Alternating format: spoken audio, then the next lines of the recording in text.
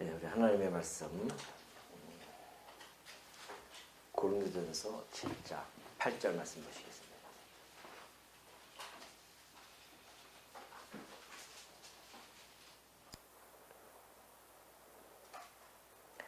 고린도전서 7장 8절입니다. 내가 결혼하지 아니한 자들과 과부들에게 이르노니 나와 같이 그냥 지내는 것이 좋으니라. 만일 절제할 수 없거든 결혼하라. 정욕이 불같이 타는 것보다 결혼하는 것이 나으니라. 결혼한 자들에게 내가 명하노니 명하는 자는 내가 아니요 주시라. 여자는 남편에게서 갈라서지 말고 만일 갈라섰으면 그대로 지내든지 다시 그 남편과 화합하든지 하라. 남편도 아내를 버리지 말라. 그 나머지 사람들에게 내가 말하노니 이는 주의 명령이 아니라 만일 어떤 형제에게 믿지 아니하는 아내가 있어 남편과 함께 살기를 좋아하거든 그를 버리지 말며 어떤 여자에게 믿지 아니하는 남편이 있어 아내와 함께 살기를 좋아하거든 그 남편을 버리지 말라. 믿지 아니하는 남편이 아내로 말미암아 거룩하게 되고 믿지 아니하는 아내가 남편으로 말미암아 거룩하게 되나니 그렇지 아니하면 너희 자녀도 깨끗하지 못하리라. 그러나 이제 거룩하니라. 혹 믿지 아니하는 자가 갈리거든 갈리게 하라. 형제나 자매나 이런 일에 구애될 것이 없느니라. 그러나 하나님은 화평 중에서 너희를 부르셨느니라. 아내된 자여 네가 남편을 구원할는지 어찌할 수 있으며 남편된 자여 네가 내 아내를 구원할는지는 어찌할 수 있으려. 오직 주께서 각 사람에게 나눠주시 16절까지죠. 16절까지 봉독해 드렸습니다. 고린도전서의 7장의 내용은 물론 그때 당시에 고린도 지역의 그러한 시대성을 반영하는 것은 틀림없습니다. 그럼에도 불구하고 이 역시 이 문제들도 우리들도 현재 살아가면서 현 시대에서도 여러 가지 당면된 문제이기 때문에 이런 부분들을 좀 하나하나 우리가 좀 살펴가고 있죠. 좀 시간을 우리가 좀 할애하면서 보고 있는데요. 혹시 이 부분들이 좀 약간 지루할 수는 있습니다.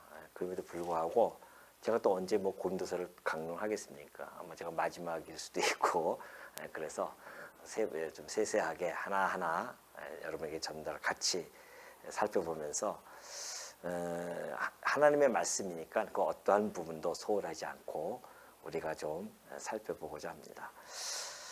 지난 시간에 우리가 살펴보았듯이 지금 고린도 지역은 음행이 일상화되어지는 도시입니다. 그런 도시에 있는 우리 이 고린도 성도들에게 있어서는 매우 위협적인 도전이 아닐 수 없죠. 이 집 밖으로 나가면 또는 교회 밖으로 나가면은 언제든지 그 죄의 유혹들이 도사리고 있기 때문에 거기서 살아간다고 하는 것은 매우 어렵습니다. 그렇기 때문에 바울이 권면하는 이 고린도 7장의 말씀은 그때 당시에 성도들이 이제 이 편지를 받아보고 읽을 거 아닙니까?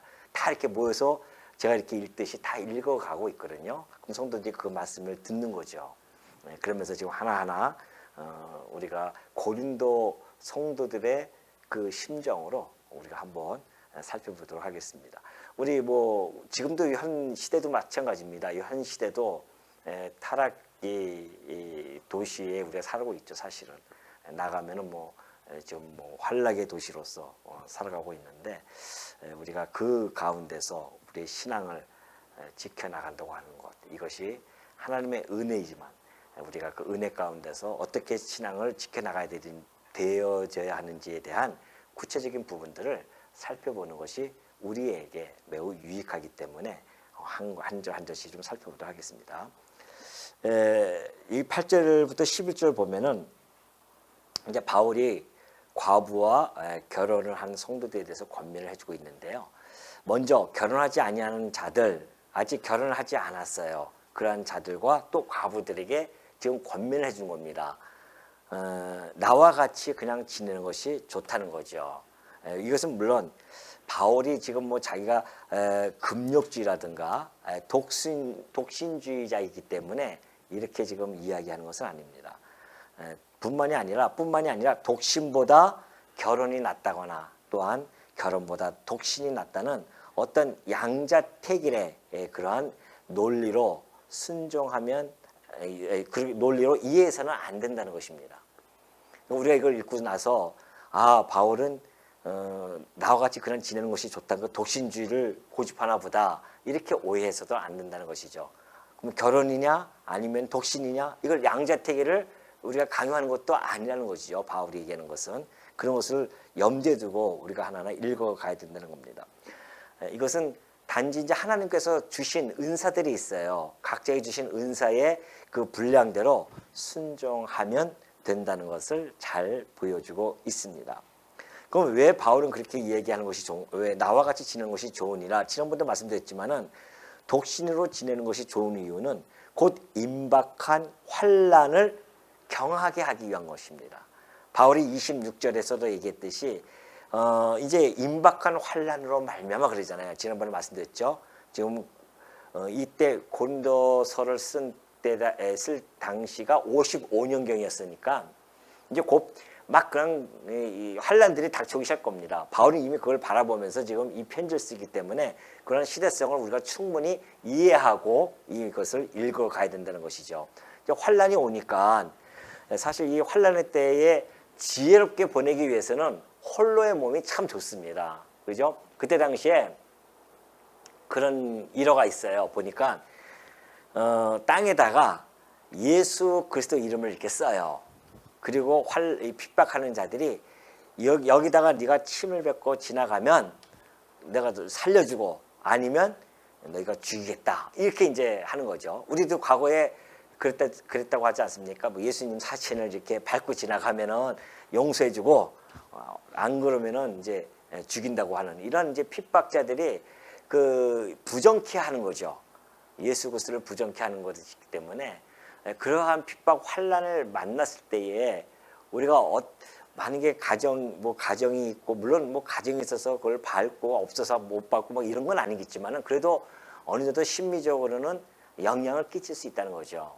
혼자서 그 신앙을 묵묵히 감당해내고 핍박을 감내할 수 있는 것이 훨씬 나을 수가 있죠. 왜냐하면 자식이 막 그 앞에서 죽어가는 모습 보면은 얼마나 마음이 아프겠어요. 그것 때문에 무너지는 경우도 참 많이 있거든요. 자기가 혹시 과거에 그 영화 같은 데 보면 그러더라고요. 고문을 받아요. 고문을 받는데 자기는 막 견뎌내요. 그러니까는 그 고문하는 사람이 그래 하면서 자식을 이제 데리고 옵니다. 어린 자식을 데려가서 고문을 하려고 하니까 거기서 무너지거든요. 부모들이. 아니다 나 차라리 내가 그냥 부르겠다 뭐 이러면서 이제 되어지는데 그런 부분입니다. 그러니까 그렇게 이해하면 좀 쉽게 이해할 수가 있죠. 그러니까 바울도 네가 환난할 때 좀 지혜롭게 보내기 위해서는 그렇게 독신으로 사는 것이 좋지 않겠느냐. 이것이 이제 지난번에도 제가 말씀드렸듯이 말씀에 예수님이 하신 말씀이었거든요. 그 날에는 아이 뵌 자들과 젖먹이는 자들이 화가 있을 것이다. 더 힘들다는 것이죠. 이것을 갖다가 바울은 너무나 잘 알고 있었기 때문에 이 말씀에 근거해서 지금 이렇게 권면을 해주고 있는 것입니다. 그러나 만일 절제할 수 없거든 결혼하라는 겁니다. 아니 절제도 못하면서 무조건 독신을 살아가지고서는 밖에 나가면 다 음행의 도시인데 그건 쉽게 넘어갈 바에는 차라리 결혼을 하라는 것이죠. 물론 결혼이라고 하는 것이 지난번에 말씀드렸듯이 뭐 죄를 갖다가 짓지 않기 위한 수단으로서의 결혼은 결코 아닙니다. 그러나 바울이 지금 그때 당시의 성도들에게는 아주 이런 문제들이 심각하게 다가왔었고 또 긴박한 그런 환난 속에서 이들에게 권면하기 위해서는 이런 부분들을 좀 다양하게 폭넓게 이들에게 권면을 해주고 있는 부분입니다. 그러니까 절제할 수 없거든 결혼하라는 것이죠. 정욕이 불같이 타는 것보다 결혼하는 것이 훨씬 낫다는 겁니다. 이런 것을 이제 권면을 해줬어요. 그리고 10절에 보니까 결혼한 자들에게 이제 내가 명하노니 결혼한 자들은 성도들이죠. 지금 이 편지를 읽는 분들 아니겠습니까? 그때 당시 다 결혼을 했어요. 그런 자들에게 명하는 겁니다. 명하는 자는 내가 아니요 주시라. 그러니까 지금 내가 너에게 이 부분은 예수님께서 하신 말씀이라는 것이죠. 여자는 남편에게서 갈라서지 말고 만일 갈라섰으면 그대로 지내든지 다시 그 남편과 화합하든지 하라. 남편도 아내를 버리지 말라. 그렇게 이야기하고 있습니다. 그 11절까지 그렇게 얘기해 주고 있죠. 성도 기혼자들에 대한 권면입니다. 그래서 이혼에 대한 부당성을 이야기해 주고 있죠. 이 예수님의 말씀을 들고 나왔어요. 바울이 마태복음 19장 6절에 보니까 예수님이 이렇게 말씀해 주셨습니다. 그런즉 이제 둘이 아니요 한 몸이니 그러므로 하나님이 짝지어 주신 것을 사람이 나누지 못할지니라 하시니 내가 너희에게 말하노니 누구든지 음행한 이유 외에 아내를 버리고 다른 데 장가드는 자는 간음하느니라. 그때 당시에 이 바리새인들이 와가지고서는 그 유대인들이 전체적으로 했었어요. 아내 버리기를 막 그냥 합리화시키고 막 그런단 말입니다. 그러니까 예수님이 하신 말씀이에요. 둘이 아니요 한 몸이다. 이제는 결혼이라고 하는 것은 한 몸을 이루어가는 것이죠. 그러므로 하나님이 짝지어 주신 것을 사람이 나누지 못하는 겁니다. 근데 성도들의 이야기예요. 그러니까 우리가 이제 성도가 아닌 분들이야 자기 좋은 소견대로 살아가기 때문에 그러지만은 성도들은 하나님의 뜻을 분별하는 자들 아니겠습니까? 그래서 둘이 한 몸이니 그러므로 하나님이 짝지어줬다는 겁니다. 그러니까 성도와 성도 간에는 하나님이 짝지어 주신 것을 우리는 알죠. 그렇기 때문에 때로는 살다 보면은 어려움이 겪을 수가 있습니다. 왜 안 그러겠습니까? 아니 남녀가 태어난 환경도 다르고 태어난 곳도 다르고 또 성품도 다르고 환경도 달라요. 그런데 두 남녀가 만나서 산다고 하는 것은 그리 쉬운 일이 아닙니다. 사실은 매우 어렵죠. 그러나 지금 결혼이라고 하는 그 제도의 원리는 예수님이 지금 정확하게 일단은 가르쳐주고 있습니다. 자, 머리가 있어요.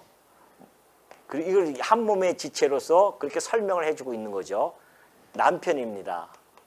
남편이 있고 몸을 아내라고 그렇게 성경은 설명해 주고 있거든요. 그러니까 남편이 머리고 아내는 몸으로서 한 몸을 이루는 겁니다. 근데 이 한 몸을 이루는데 이 남편과 아내가 만나서 한 몸을 이루는 것은 하나님의 섭리 사역이라는 겁니다. 이것이 하나님이 짝지어 주신 거예요. 좀 모자라도 좀 잘나도 그러죠. 그 하나님이 짝지어 주신 거예요. 아이고 내가 지질이 복도 없지 저런 것을 내가 만나가지고 이렇게 하는 것은 이제 성도로서의 우리가 성숙한 성도로서의 그러한 마음가짐은 아니라는 겁니다. 그것조차도 하나님이 짝지어 주신 것이었다. 이렇게 이제 느끼는 거죠 우리가.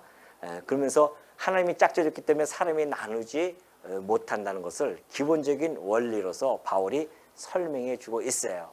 그러니까 그때 당시에 이제 그 결혼을 했는데 예를 들어서 어떤 사람 이제 그 뒤에 바로 나오겠지만은 결혼을 했는데 어떠한 이유에 의해서 자꾸만 이렇게 갈라지려고 했을 때에 그들이 아마 질문을 던졌던 것 같아요. 고린도 성도들이. 그래서 바울이 지금 이렇게 설명을 해준 겁니다. 주님이 하신 말씀이었다는 거죠. 그러면서 그런데 누구든지 음행한 이유 외에 아내를 버리면 안 된다는 겁니다.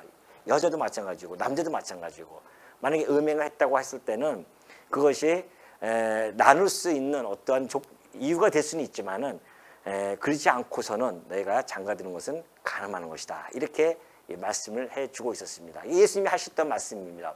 물론 이것은 이제 우리가 좀 더 육적으로만 이렇게 설명해 드리면 좀 심심하잖아요. 그래서 영적으로 우리가 좀 신학적으로 살펴보면은 역시 마찬가지죠. 남편은 곧 예수 그리스도 아니겠습니까? 우리의 신랑 남편이고 아내는 교회입니다. 이 남편과 교회에 짝지어 주신 것은 하나님이세요. 그래서 이것을 나눌 수가 없습니다. 이것이 나눠지면은 죽는 거죠, 그냥. 그렇기 때문에 교회와 예수 그리스도는 하나님이 짝져 주신 거기 때문에 나눌 수 없음을 사실은 이런 신학적 의미를 담고 예수님이 하시는 말씀이었습니다. 그래서 만약에 이 교회가 음행을 한다? 그러면은 예수님을 떠나는 겁니다. 음행을 하게 되어지면. 음행한다고 하는 게 뭡니까? 예수님 신랑이신 그리스도를 섬기는 것이 아니라 막 우상을 섬기고 더 예수님보다 더 다른 것들을 더 사랑하고 쫓아가고 막 이런 것들을 이야기하지 않습니까? 그런 음행, 이런 것들을 했을 때 말고는 이 교회 이 남편과 아내의 관계는 항상 나누지 못함을 잘 이제 설명해 주고 있는 것이죠. 그러면서 이제 그러니까 사실 우리가 그래요. 결혼하기 전에는 얼마나 막 눈들이 반짝반짝 빛납니까? 그러죠. 막 뭐 너무너무 멋있어 보이고 너무너무 이뻐 보이고 그래요.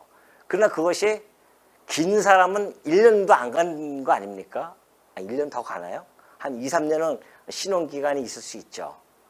그리고 뭐 어떤 사람은 6개월 만에, 어떤 사람은 한 달 만에 막 다 콩깍지가 벗겨지니까는 단점만 다 보기 시작한단 말입니다. 이게 지속적으로 그 연애했던 그 사랑의 감정을 지속적으로 한다고 하는 것은 쉽지가 않아요. 물론 이제 저 같은 경우는 한 40여 년 동안 그런 지속적인 것이 좀 있다고 좀 그렇게 저는 스스로 생각을 하고 있지만은 모르겠어요. 우리 또 그렇지만은 그게 쉽지가 않죠, 사실은. 그렇기 때문에 우리는 그 육신적인 어떤 사랑으로 성도들은 살아가는 것이 아닙니다. 내 집에 그렇게 해서 만나서 살아가지만 그러나 우리는 이 원리를 알고 있기 때문에 예수 그리스도께서 신부를 사랑했건 이 사랑은 무슨 사랑입니까? 아가페 사랑이거든요. 조건이 없어요. 그냥 아가페 사랑. 내가 너를 사랑해서 내가 죽는 거야. 그거거든요. 이러한 사랑을 우리가 배운 거란 말입니다. 그럼 배우면은 우리 성도들의 부부간의 사랑은 이쪽으로 어떻게 해요? 여기서 연인 간의 사랑이었다가 이쪽으로 승화가 되어져야 돼요. 자꾸만. 예수님의 사랑을 깨닫고 맞아 예수님이 나 아내를 이렇게 사랑하듯이 또 교회가 예수님을 사랑하듯이 이 사랑에는 아가페적인 사랑이란 말입니다. 그러니까 이런 연인 간의 사랑은 잠시지만은 아가페 사랑은 우리가 성도가 이것을 추구하면서 이 아가페 사랑으로 승화가 되어져야 된다는 것. 이것이 성도의 이 사랑의 아주 중요한 원리입니다. 부부간의 관계 속에서 그렇게 되어지면은 이 사랑이 오랫동안 지속이 되어지죠. 그리스도께서 교회를 사랑하듯이 교회가 그리스도를 향하여 섬기고 사랑하듯이 우리가 그러한 신학적인 원리 안에서 우리의 삶을 살아간다고 하는 것은 정말 너무 아름다운 거 아니겠습니까? 그걸 우리가 성도들은 염두에 두고 이런 말씀들을 우리가 하나하나 좀 음미 좀 해봤으면 좋겠다는 것이죠. 자, 그러면서 이제 12절에 보면 그래요. 12절 보니까 그 나머지 사람들에게 내가 말하노니 이것은 주의 명령이 아니라 그래요. 그러니까 아까는 이제 이것은 예수님이 하신 말씀이고 저거는 요번에 것은 바울이 이야기하는데 그렇다고 한다면 예수님이 지금 지금 지상에 계실 때에 말씀하신 거 그리고 바울이 지금 성령의 감동에서 지금 전하는 것 이러한 어떤 구별만 있는 것이지 이것이 어떤 권위적으로 떨어지고 이런 건 아닙니다. 왜? 바울도 예수님으로부터 말씀을 받고 그걸 가르치고 또한 성령의 감동이 되어져서 가르치기 때문에 바울이 지금 내가 이것은 주의 명령이 아니라고 해서 이 말씀이 권위가 하락되어지는 것은 결코 아니다. 그렇게 이해하시면 됩니다. 그래서 그 나머지 사람들에게 말하는데 만일 어떤 형제에게 믿지 아니하는 아내가 있어요. 남편과 함께 살기를 좋아하거든 그를 버리지 말며 어떤 여자에게 믿지 아니하는 남편이 있어서 아내와 함께 살기를 좋아하거든 그 남편을 버리지 말라는 겁니다. 자, 믿는 사람이 한쪽은 이 A라고 하는 사람 성도와 B라고 하는 배우자가 있어요. 근데 이건 성도입니다. A는 성도. 근데 믿지 않은 불신자예요. 불신자 배우자가 있습니다. 이 성도는 남편이 되어질 수도 있고 아내가 되어질 수도 있습니다. 그런데 이 불신자인 이 배우자가 이 성도인 배우자와 살기를 좋아해요.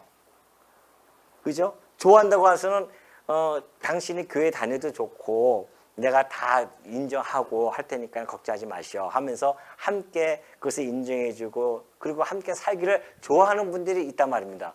근데 왜 이런 문제가 그럼 같이 살면 되잖아요.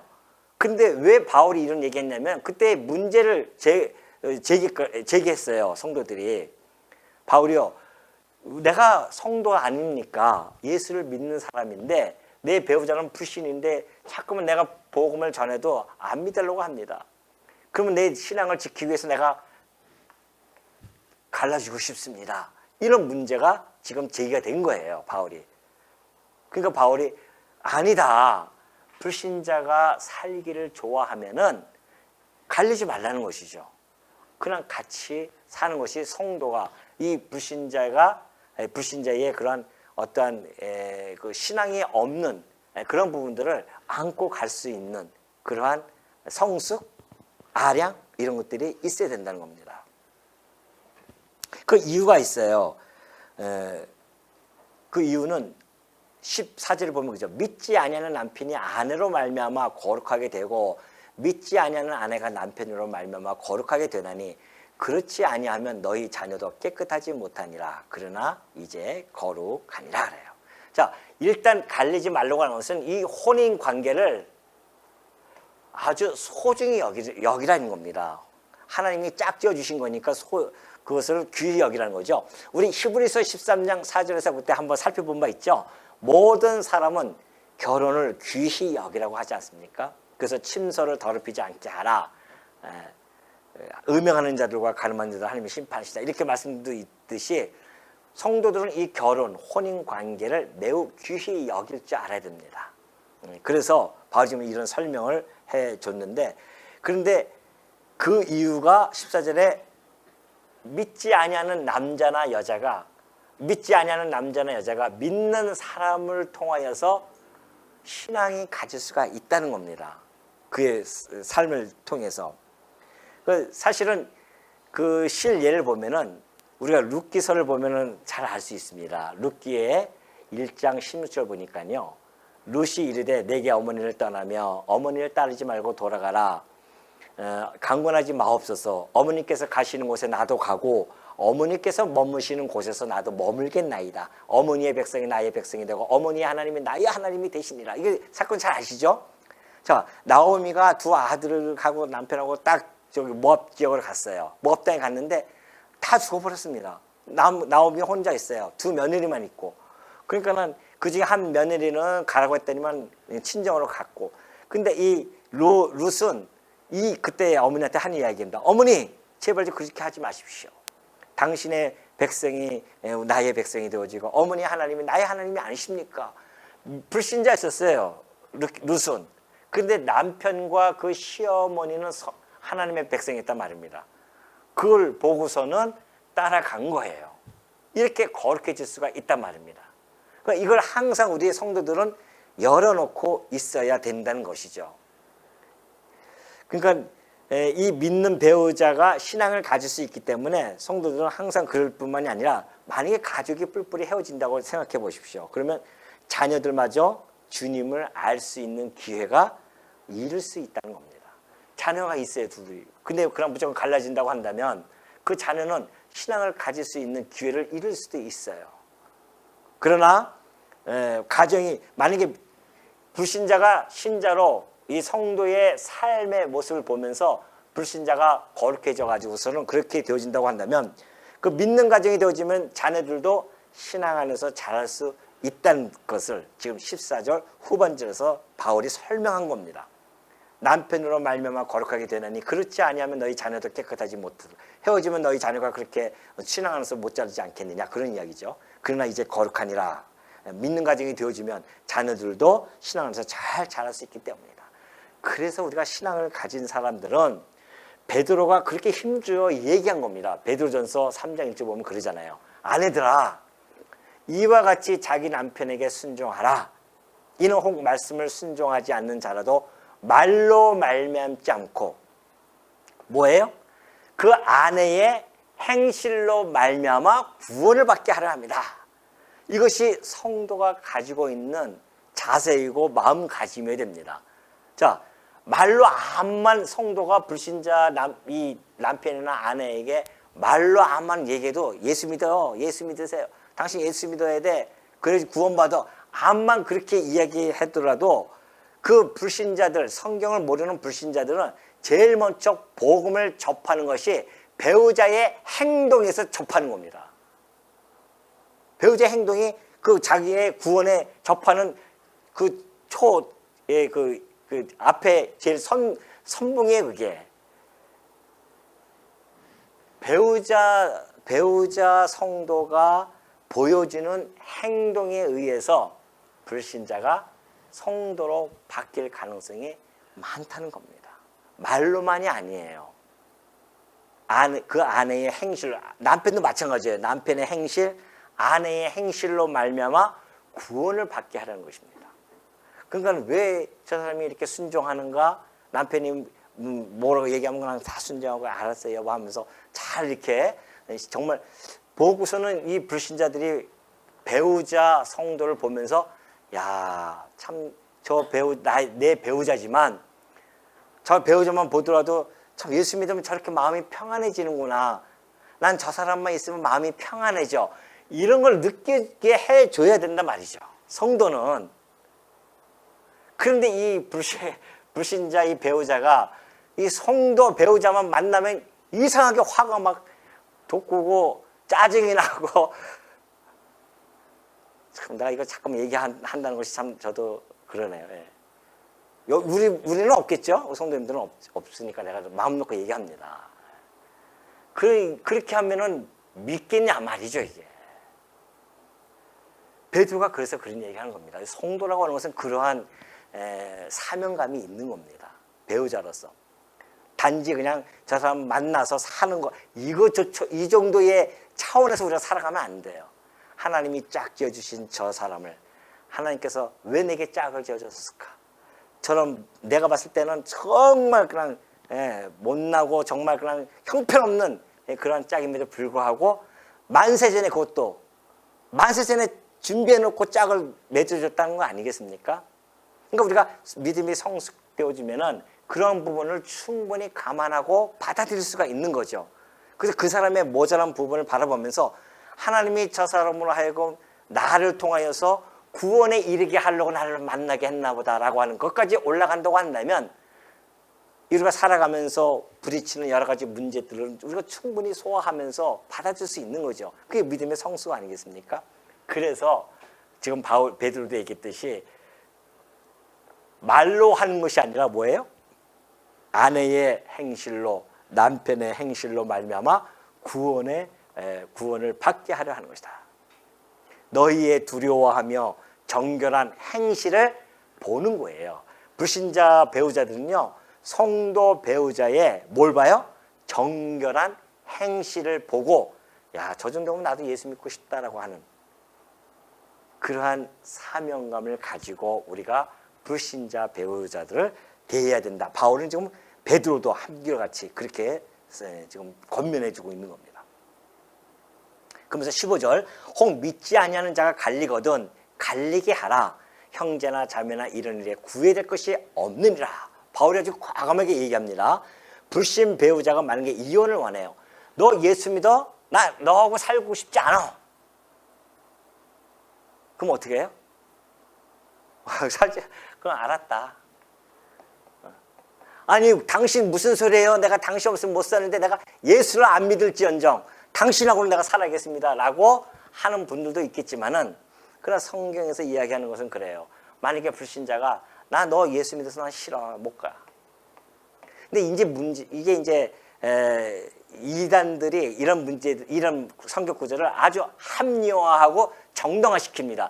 이 말씀은 성도들이 이혼에 대한 문제를 정당화시키고 합리화시키기 위해서 바울이 지금 권면하는 내용이 결코 아닙니다. 왜인지 아십니까? 이것이 합법화하거나 정당화하긴 근거가 되어질 수는 없어요. 그 뒤에 나오는 말씀이 그렇기 때문에 그래요. 구애될 것이 없느니라. 맞아요. 성도는 자유스러움이 있습니다.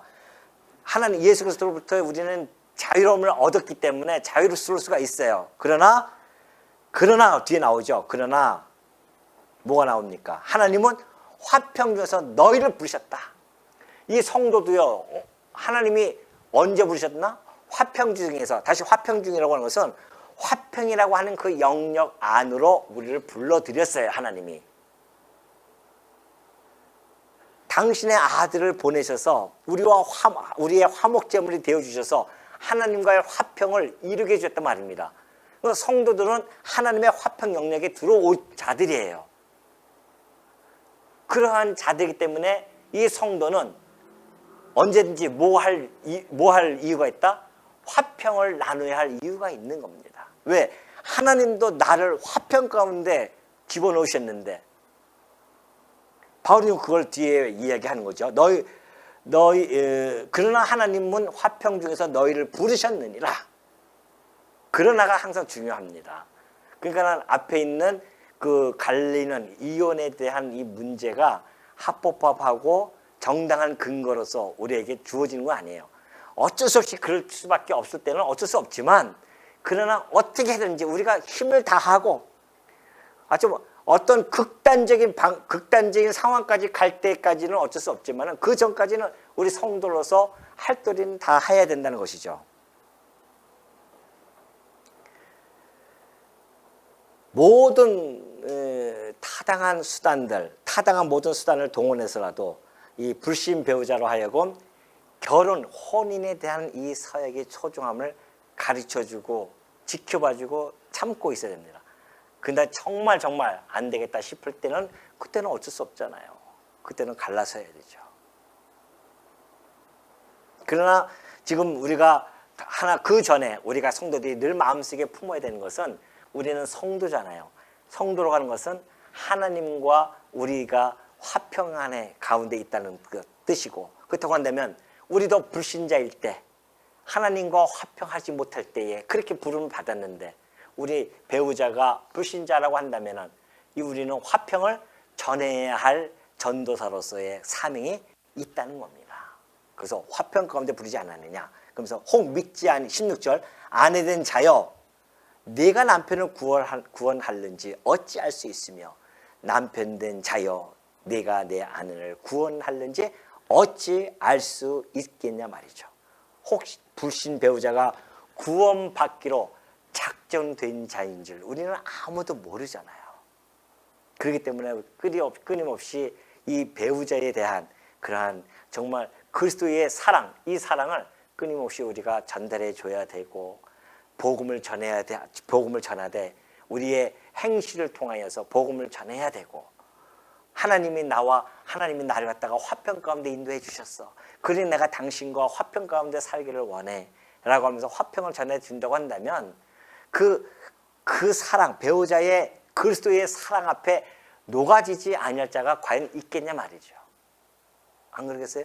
우리가 그리스도의 사랑을 품고서는 상대방 배우자에게 대하지 못했기 때문에 우리가 그런 어려운 점이 있었던 것이지, 사실 내 안에 있는 그리스도의 사랑, 그 그리스도, 내가 저 사람만큼은 이해 못해, 나 저 용서 못해 라고 할 수 있는 정도의 그런 문제는 사실상 아무것도 없어요. 왜? 내가 그리스도 앞에 그런 자였었으니까.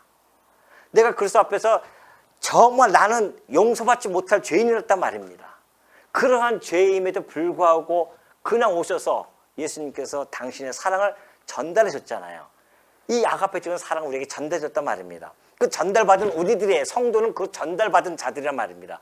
그 아가페 사랑을 받은 자들이 나오는 것은 미움이 나온다고 한다면은 문제 있는 거 아니겠어요?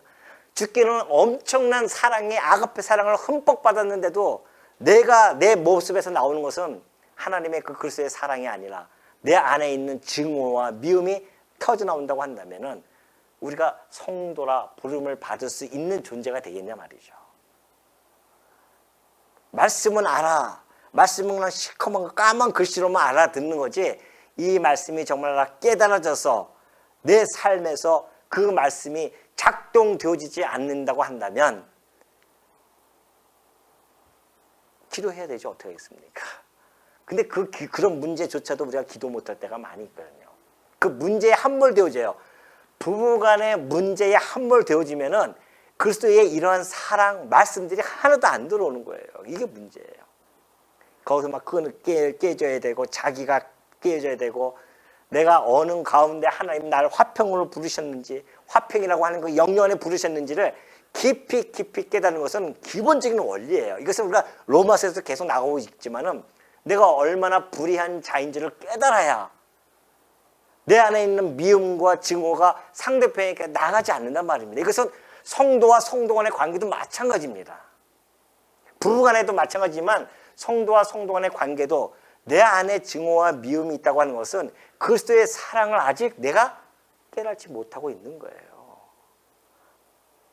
그리스도의 사랑을 깨달으면 우리가 어떻게 내 지체, 내 아내, 내 남편, 내 자식, 내 주변에 있는 사람들에게 미움과 증오가 그냥 물 끓듯이 막 끓을 수 있겠냐 말이죠.